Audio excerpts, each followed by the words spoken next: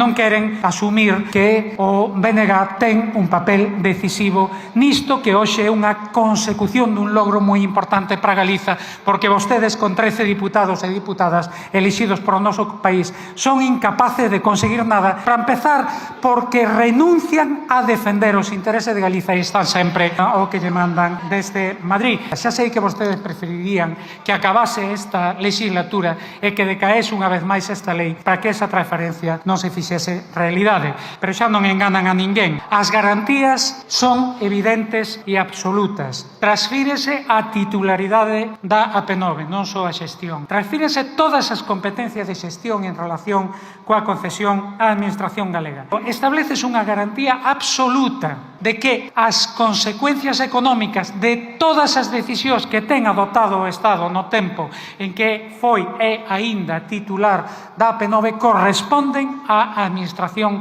do Estado. Respétase o autogoberno da Galiza. Non hai ningunha razón para non votar a favor, salvo que efectivamente sexa que vostedes non queren. Hoxe respondemos a unha aspiración mayoritaria de todos os galegos e galegas e que, respondendo a esa mesma aspiración, seguiremos defendendo que se poña fin á concesión canto antes e, por tanto, que alcancemos ese obxectivo dunha AP9 galega e libre de peaxe.